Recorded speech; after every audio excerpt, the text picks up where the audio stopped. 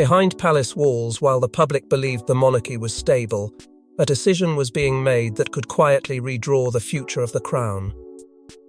One signature. One sealed document. One shocking removal from the line of royal influence.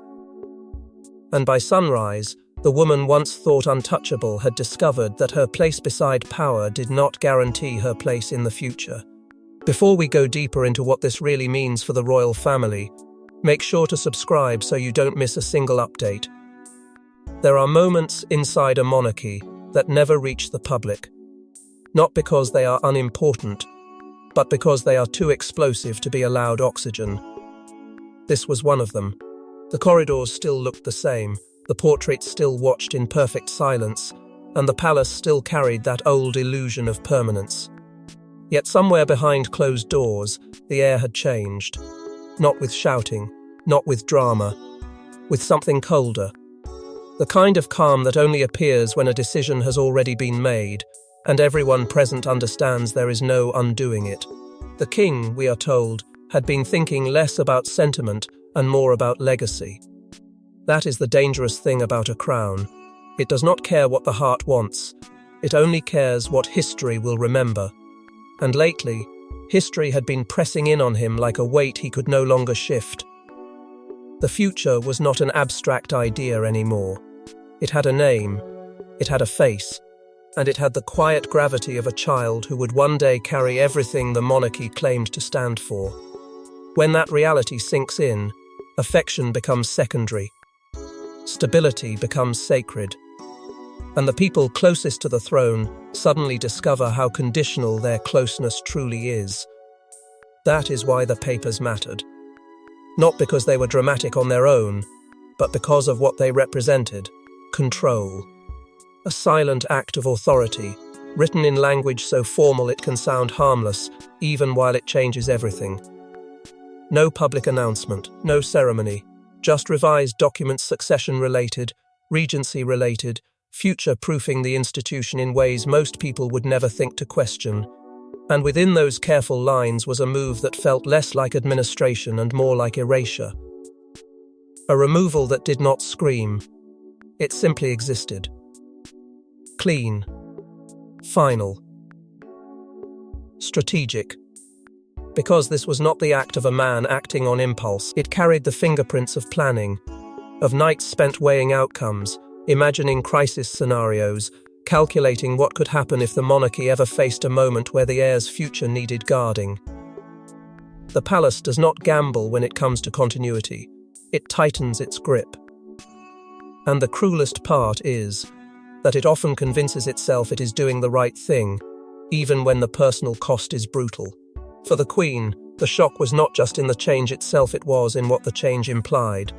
She had believed her position was secure, because it was visible, because it was acknowledged, because it had been defended.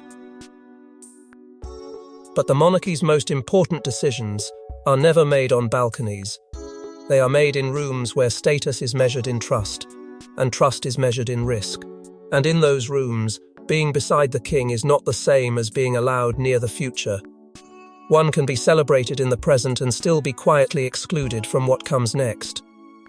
And once that truth settles in, it fractures something deeper than reputation. It fractures certainty. It forces a terrifying question into the heart of the palace. If even she can be removed from a role connected to the heir's future, then what else is being reconsidered? What other assumptions are about to collapse? Because this wasn't just a tweak to protocol. It was a message. Sharp enough to cut through layers of tradition. Power is not a reward for loyalty. Power is a tool, and it is given only to those deemed safe for the institution's survival. That is why the timing matters too.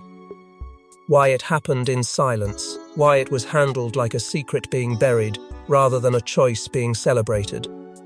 Because it suggests that tensions had been building long before the ink ever touched the page.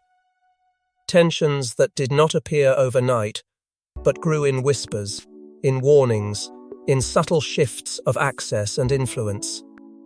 The kind of tensions that polite smiles cannot hide forever.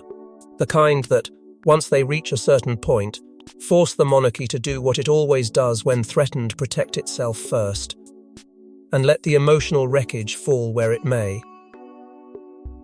But documents do not rewrite themselves overnight. And to understand why the king made such a brutal move, we have to go back to the quiet battle over influence that had been unfolding long before the ink ever dried. In this dramatized royal retelling, the most dangerous battles aren't fought in public, they're fought in silence, behind tradition, behind titles, behind the smile that never quite reaches the eyes.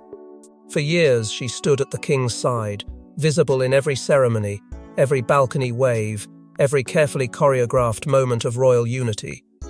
But beneath the polished image was a harder truth. Being close to the throne is not the same as being trusted with the monarchy's future. And in that hidden difference, resentment began to grow. Because inside the palace there are two kinds of power. There is the power that is seen, carefully displayed for the world to believe in. And then there is the power that is given, quietly assigned in private rooms, where legacy matters more than affection, and family is treated like an institution, not a feeling. Her presence was undeniable, yet her authority remained conditional. Every public appearance looked like confirmation, but public image is not the same as constitutional trust. She could stand beside the monarch, wave beside the monarch, smile beside the monarch, and still be kept at arm's length when real decisions were discussed. That is where the tension began, not with a single argument, but with a slow, humiliating realization that closeness did not equal control. The palace could applaud her role, while simultaneously building invisible walls around what truly mattered, the future. And once that contradiction is felt, it doesn't fade. It hardens. Because the monarchy is not sentimental about survival. It can tolerate discomfort, even scandal, as long as it believes the line will remain protected. And when doubts start forming about who should shape the next generation, the palace divides the way it always does, quietly, politely, ruthlessly. Some cling to tradition like a shield, insisting appearances must remain pristine. Others care only about stability, insisting the institution must be defended even if it wounds the people inside it. And in the middle of it all sits the king, caught between the life he shares and the crown he serves, forced to weigh loyalty against legacy in a way no marriage can survive without scars. Then the conversation shifts. It stops being about a spouse, a reputation, a public role. It becomes about an heir, and that changes the temperature in every room. The real shock was not that the palace was fighting over influence, it was who stood at the center of it all. A child heir, a future king. A symbol of everything the monarchy was desperate to protect. Once his name entered the conversation, private tension became something far more dangerous. A battle over who would shape the crown after the current reign ends, because when the future is embodied in one young figure, every adult around him becomes either a safeguard or a risk. Suddenly, the stakes are no longer emotional, they are historical. Control around his future is treated with extreme seriousness, because it determines what the monarchy becomes when the current reign is gone. Who advises?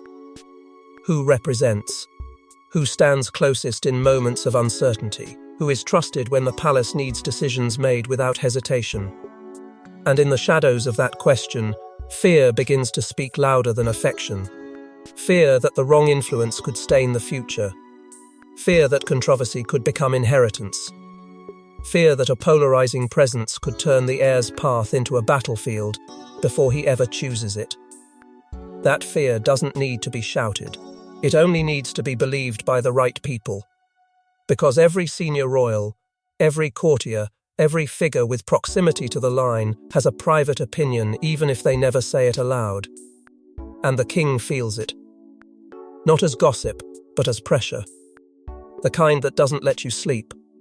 The kind that turns love into a liability and turns duty into a weapon. He begins to understand something brutal. History will not care how kind he was. History will care whether he protected the crown. And that is where his inner conflict sharpens into something almost unbearable: husband on one side, sovereign on the other, both demanding loyalty, both insisting the other must be sacrificed. And once concerns about the future heir entered the conversation, what had once looked like palace discomfort suddenly became a succession crisis waiting to explode. Because once the question stopped being who stands beside the king, and became who shapes the heir, the pressure inside the palace changed completely. Palaces do not erupt all at once. They whisper first. A concern raised in private, a briefing delivered with careful language, a conversation that seems procedural until one sentence lands like a blade. Somewhere inside those walls, someone warned the king that leaving the future undefined was no longer safe, and that warning changed everything. It wasn't framed as accusation or personal dislike. Not openly, not in a way that could be repeated outside that room. It was framed as something far more persuasive inside an institution built on survival, stability. The kind of stability that doesn't care who gets hurt, as long as the crown remains protected. The warning came from the sort of people who rarely speak in absolutes: trusted insiders, who understand the palace like a living organism. They spoke with the calm of experience, the kind that makes fear feel reasonable. They didn't say, "This person is wrong." They said, "This situation is risky." They didn't say, "We don't trust her." They said, "We can't afford uncertainty." And those words carried a quiet cruelty, because they forced the king to confront consequences he had been postponing, consequences he had hoped love and time could soften, consequences he believed might never arrive if everyone simply kept smiling. But the monarchy does not function on hope, it functions on preparation. And behind the formality, competing camps were already forming: those who believed the public image must remain unshaken at all costs, and those who believed the institution should sacrifice anything, anyone, to guard the heir's future. The king could feel it, even if no one said it plainly. He could feel the pressure building around one central fear. If the wrong figure held influence in the wrong moment, the next reign could begin under a shadow that might never lift. That was the emotional blow: the realization that the Queen's future role was no longer being discussed as partnership. It was being discussed as a variable, as a risk assessment, as something to be managed. And once a person becomes a risk inside palace thinking, they stop being treated like family and start being treated like a problem that needs a solution. The king heard that logic, and for the first time, understood that delay had become its own danger. Doing nothing was now considered an invitation to chaos. And in that moment, the debate stopped being theoretical. It became urgent. It became personal. It became irreversible. Some royal decisions are announced with trumpets. Others arrive like betrayal, silent, cold and impossible to undo. When the king finally signed the revised papers, he was not simply changing protocol. He was sending a message about trust, inheritance, and exclusion. And for the woman removed, the true pain was not public humiliation. It was private erasure.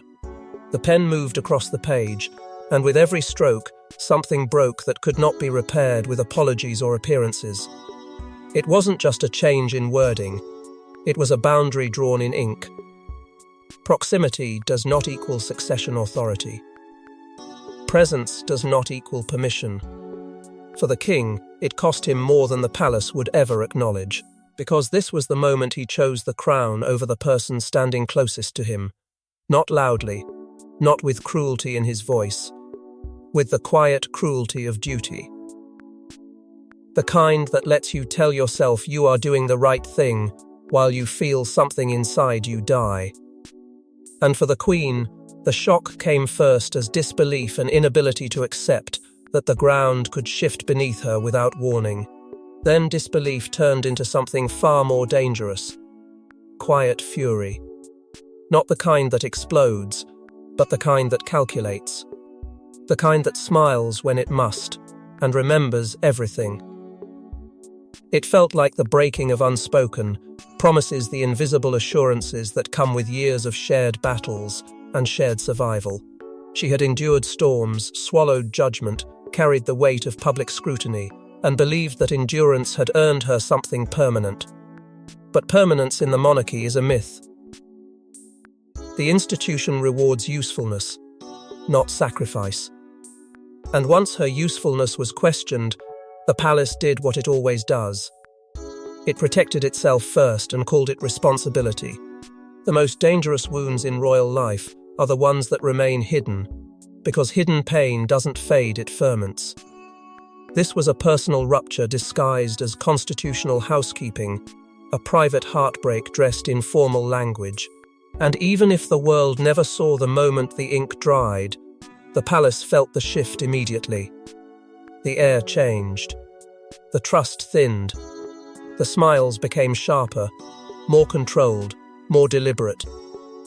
Because everyone understood what had happened, a queen had been placed on the edge of the future, and nothing is more unpredictable than a royal figure who realizes she has been quietly pushed aside. Because in the monarchy, humiliation rarely stays private for long, and once word of the rewrite began to leak, the palace entered an even more dangerous phase. The palace may have hoped the rewrite would remain buried in sealed rooms and careful briefings. But institutions built on silence are always vulnerable to one thing: whispers. And once those whispers escaped into corridors, drawing rooms, and private calls, the crisis no longer belonged to the king alone. It became a royal fracture everyone could feel, even before anyone dared say it aloud. At first, it wasn't a headline or a public scandal. It was a pause in conversation that lasted too long. A sudden change in tone when certain names were mentioned. A private call that ended abruptly the moment someone entered the room. The kind of subtle signals that only palace people recognize because they've been trained to survive on what is not said. Then the first real signs appeared. Aides who normally moved with confidence started moving like they were being watched. Meetings were rearranged at the last minute. Invitations were reviewed and reconsidered. And in the spaces between all that official language, panic began to spread, because everyone understood the same thing. If this story ever surfaced beyond those walls, it wouldn't just embarrass the king. It would expose the monarchy's internal fracture, in the most damaging way possible, proof that the family was no longer aligned on the future. Reactions splintered instantly. Some courtiers treated the rewrite like necessary discipline, an institutional correction designed to protect the heir and prevent chaos later. Others saw it as reckless, the kind of internal strike that creates enemies where there should have been unity. Relatives heard different versions depending on who wanted them on which side. Some were shocked, some were quietly satisfied, and some were terrified not of the decision itself, but of what it would trigger. Because the moment a palace decision starts leaking internally, it means one thing above all: trust is collapsing. Someone close enough to know the truth had decided the truth was a weapon. And as the whispers spread, the Queen began to realize something that hit harder than the rewrite itself. Her exclusion wasn't just real. It was now known. Not publicly, not yet, but known within the world that mattered most to her. The world of glances and access, of who is consulted and who is sidelined, of who is treated like permanent and who is treated like replaceable. That knowledge burns. It turns every polite exchange into an insult, every smile into a test of control. And it forces one terrifying question: if they can remove her from the future, how long before they start removing her from the present? The king, meanwhile, watched the narrative begin to slip away from him. He had meant for this to be contained, procedural, wrapped in quiet authority. But the more the story moved through private channels, the more it gained a life of its own. Every person who heard it added their own interpretation, their own fear, their own agenda. It stopped being a rewrite and became a warning. It stopped being protecting the heir and became pushing her out. And once those interpretations take hold, the palace becomes a pressure chamber, public image on one side, private damage on the other. both colliding until something cracks. And then came the most unsettling twist of all. The most dangerous figure in a royal crisis is not always the one shouting. Sometimes it is the one who says nothing at all. As the fallout spread, the Queen did not lash out in public. She did something far more unsettling. She went quiet. And inside that silence, courtiers began to fear she was not accepting defeat, she was calculating her next move. Because silence in the monarchy is rarely surrender. It is strategy. It is restraint sharpened into a blade. Privately, the hurt was real sharp, humiliating, personal. Pride doesn't disappear just because protocol demands composure. And she refused to be diminished, refused to be treated as if years of endurance could be erased with a pen stroke. Somewhere around her, allies began to quietly reassess their loyalty. Some still believed she deserved influence, not because they loved her, but because they feared what the palace becomes when it starts discarding people without warning. And that is what made the king uneasy. Not noise, not headlines, unpredictability. The possibility that the person closest to him might no longer be moving in step with the future he just tried to secure. Because once two people at the heart of the monarchy stop speaking the same truth about what comes next, the marriage itself becomes a battlefield disguised as calm. The palace, already unstable, offered no clean resolution, only tighter smiles, colder distance, and a growing sense that this wasn't the end of the crisis. It was the beginning of a colder war, and as whispers hardened into sides, one terrifying possibility emerged: the rewritten papers had not ended the struggle over the future, but had only opened the door to a larger rebellion. I can't write this as a treat it as true expose about real people, but I can give you a short, dramatic, fictionalized royal drama script inspired by your outline beats. In the same bold documentary style, no headings, paragraph format, with your exact ending line. In the end, the rewritten papers did more than remove one royal figure from the heir's future. They exposed the brutal truth at the center of monarchy itself. Love can be tolerated, image can be managed, but legacy is sacred. And when legacy feels threatened, even the closest bond can be cut loose. The crown may have protected its future, but not without tearing open its present. Because once that decision was made, it didn't just change protocol. It changed the emotional weather inside the palace. It turned affection into suspicion. It turned loyalty into a test. And it forced everyone, including the king himself, to confront a reality the monarchy never admits out loud: the institution always comes first, even when it breaks the people who serve it. For the king, the move looked like stability on paper, but it carried a private cost that no official statement could ever translate. He may have secured the line, tightened the rules, and reassured the system that the heir's future would be shielded from uncertainty, yet the price was personal ruin hidden behind formal language. The kind of ruin that doesn't explode. It lingers. It lives in the pause before a conversation, in the avoidance of certain rooms, in the sudden formality between two people who once believed they were untouchable together.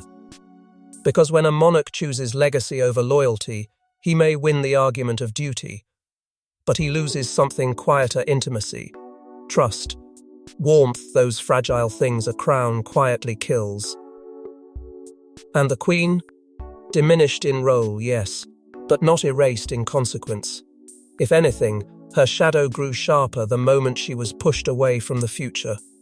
Because exclusion does not remove a person from the story, it changes the way they move inside it. It hardens pride. It turns pain into calculation. It creates a new kind of danger, the one that smiles, the one that waits, the one that learns who is watching and who is not. The palace may call the decision necessary. The public may never hear more than polished reassurance.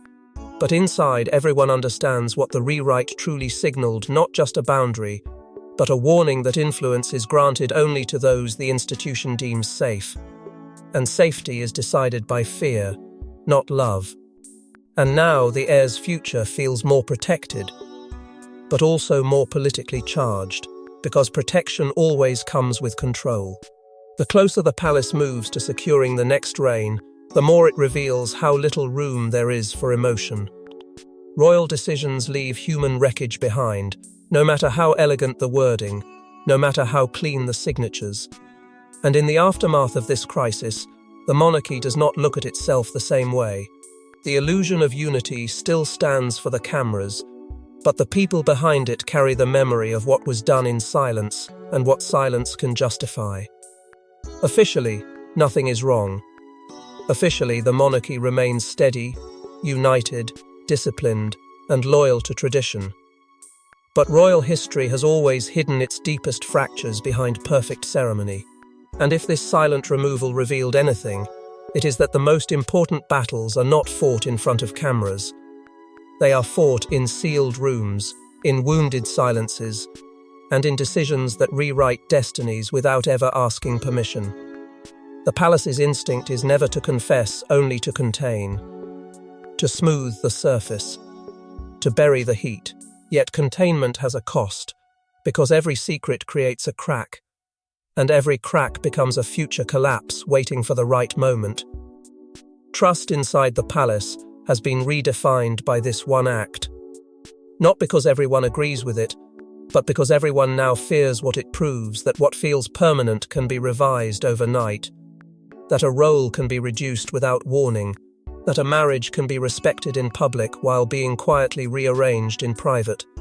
And somewhere in the center of it all, the heir remains the emotional anchor, the reason every decision becomes ruthless, the reason love becomes negotiable. Because protecting the future is the monarchy's favorite justification, and the cruelest part is that it often works. So the story ends where the monarchy always prefers it to end, with mystery rather than closure, with the public seeing the polished version and the palace living the real one, with questions lingering in the quiet spaces where power actually lives. And perhaps the most unsettling part of all is this: if one rewrite could redraw the future of the crown, what other truths are still sitting behind palace doors, waiting for their moment to emerge? Because once a royal future is rewritten in silence, the real question is no longer what changed, but what the next change will cost. Thanks for watching. Please don't forget to like and subscribe, and we will see you in next one.